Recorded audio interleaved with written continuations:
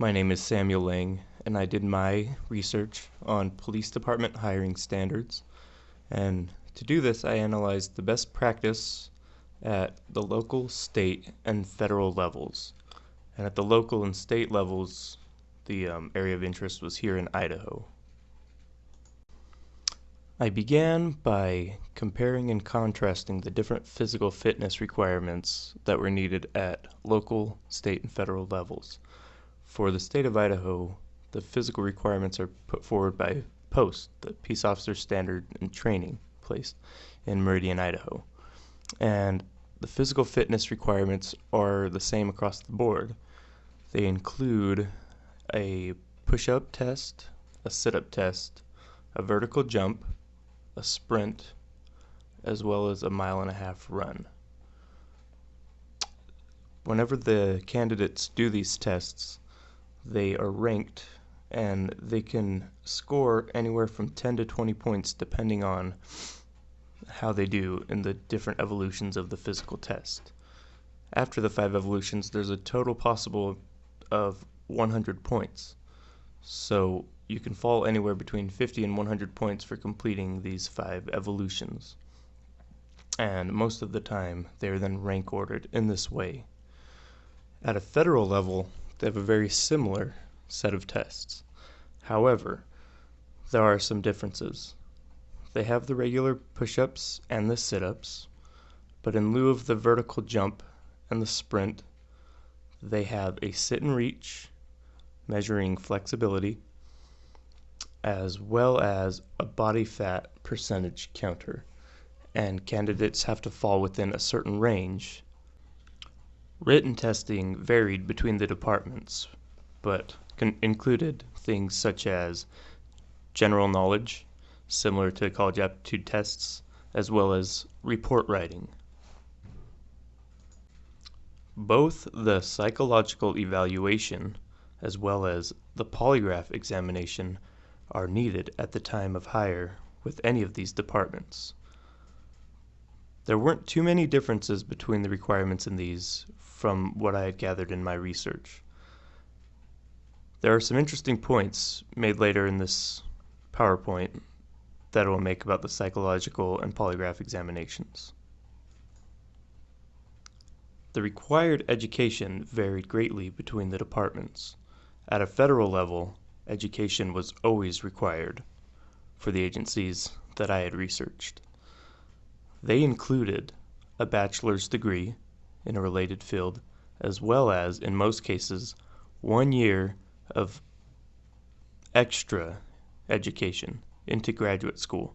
And that 1 year of extra education had to be with good grades, good standing at the school. In some cases, you could waive this extra education and only have the bachelor's degree if there's relevant experience or if the candidate had held a similar job in the past. When I analyzed the local and state departments, there was quite a difference in education requirements. Places such as Boise, the Boise Police Department, and the Ada County Sheriff's Office do require some amount of college education. Officially, they only require 64 college credits for their candidates to be considered. However, they incentivize a full 4-year degree. Officers that come in with a 4-year bachelor's degree make more right out the gate than a police officer without this degree. Places such as the Caldwell Police Department, the Nampa Police Department, and even the Idaho State Police do not require an education. However, if you read through the requirements for entry, it is suggested, and there was a noted difference between what is suggested for hire and what is required for hire. When researching these different departments, it was clear that those that required an education paid more than those that did not. However, there was a marked difference between the Caldwell Police Department and Nampa Police Department in pay, even though neither of them required a college education. The starting wages between a Nampa police officer and a Caldwell police officer were about $4 an hour. Caldwell Police Department officers started at about $16 an hour, whereas Nampa Police Department officers started at about $20 an hour. The demographics and cost of living for their areas were somewhat the same. There were some noted differences on how the federal agencies that I researched differed from the state and local levels. One of these were by body fat calculations at the physical test, as mentioned before. In measuring for body fat, they could do things like test for the regular differences that people experience as they age. As people get older, their physical ability naturally declines. These physical fitness tests, they allow for this, and as people get older and keep retesting for these positions, they are actually expected to do less. When measuring body fat calculations, you can still get an overall assessment of health without requiring the candidate to do too much strenuous. The federal departments also have very clear education requirements, leaving out any sort of ambiguity. They would show straight up from the beginning what is required of the candidate as far as an education is concerned. They line out what is required by education and leave out things such as relevant experience in most cases. The federal agencies also work off of a pay scale, which ranges depending on how you start with the company. This pay scale shows what the candidate will start at as far as salary is concerned, and usually can show what their potential to earn is at the end of their career if they stay within that same line of work. Another thing that these agencies test for and make sure they cover is cost of living, and they consider this across the board. This was the case in multiple different federal agencies. They take into account where the candidate is from and where they will be working, and make sure that their pay reflects that area's cost of living, so they can thrive in that area. When analyzing local and state agencies, there were also marked differences on how they operated and what the requirements were.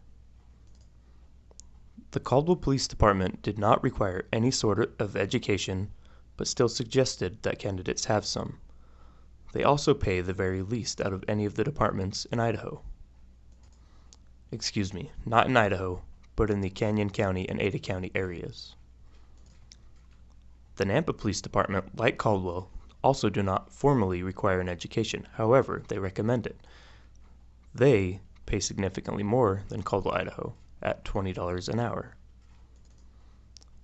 The Boise Police Department requires 64 college credits, but incentivize a 4-year degree by paying more to the candidates that possess one. The Boise Police Department pays significantly more than both of these other departments. They also represent a larger demographic and have more officers. The Ada County Sheriff's Office pays relatively well and also requires some amount of education. 64 credits is the least amount that you have to possess. They do not show any obvious incentive for having a 4-year degree as far as pay is concerned. They are also a smoke-free workplace, and candidates cannot even smoke tobacco to be considered for this position. The Idaho State Police have basically the same requirements as the Caldwell and Nampa Police Departments. These differences in education requirements were reflective in how much officers were paid in most cases. The agencies that did have an education requirement usually paid more than those without. However, this was not always the case across the board. A lot of the hiring requirements from these places had things such as relevant experience in lieu of education. However, they were pretty ambiguous as to what that meant. One thing that the federal level had that the state and local levels did not was the omission of this relevant experience standard. One of the problems with the relevant experience thing is that it's a subjective matter, and that relevant experience can mean different things to different people, and a lot of times candidates don't know exactly what is expected from them.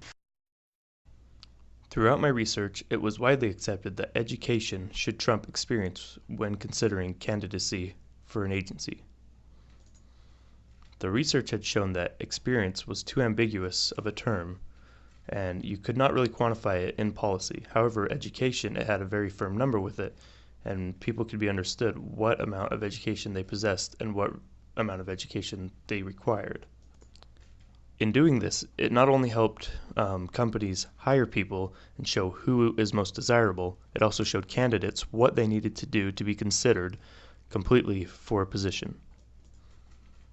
Using experience as a standard should not be done unless it is very clearly marked what type of experience people should possess. When analyzing the physical standards, there was very little that would need to be changed because they were pretty comprehensive as to what they were trying to measure. However, what I would suggest is that some of the things used by the federal agencies be carried over to local and state. Having things such as the sit and reach, as well as the body fat calculation, be part of the physical standards could be incredibly important. As candidates age, and even employees once they're actually in the agency, as they age, having things like the body fat percentage counter could help to test for overall fitness. Even though the candidate would be required to do less physical activity in these tests, they would still have some sort of scale to indicate how fit they are. Another idea that was largely suggested for law enforcement agencies is the idea of recurring testing. This would mean more testing for those that had already been hired by agencies, both at a local, state, and federal level. Part of this push would include other testing that does not already happen. Already at these agencies, they are required to physically test at different points in their career, not just at the time of hire. What the research suggests is that other forms of recurring testing should happen, such as the polygraph examination and the psychological evaluation. Part of the logic behind this is that officers, just by their very nature, are not all good and they do not remain within a good mental standing. They, just like anyone else, are susceptible to becoming less moral or to drop certain standards about themselves, and thus should still be tested to make sure they're still at a level that a police officer or a federal agent should be.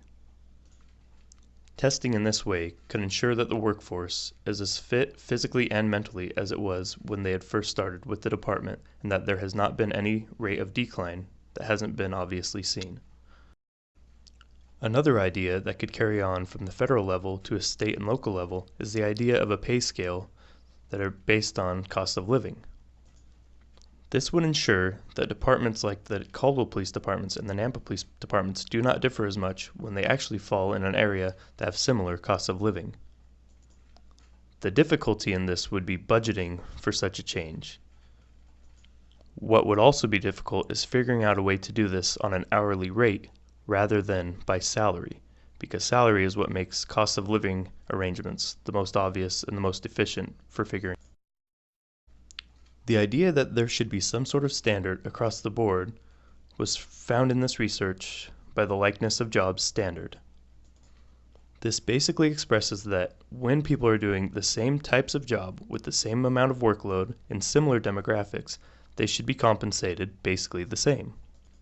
Not only should compensation show similar across the board, but they should also have similar education requirements and physical requirements, especially in law enforcement. By having this standard, there would be no question as to what candidates should do in order to be found fit for a law enforcement position. It would help agencies hire because they would know exactly what they were looking for, and they would leave out any of the ambiguity that now exists. Candidates would know exactly how to prepare to be accepted in a position such as this. Lastly, there are my references for this presentation.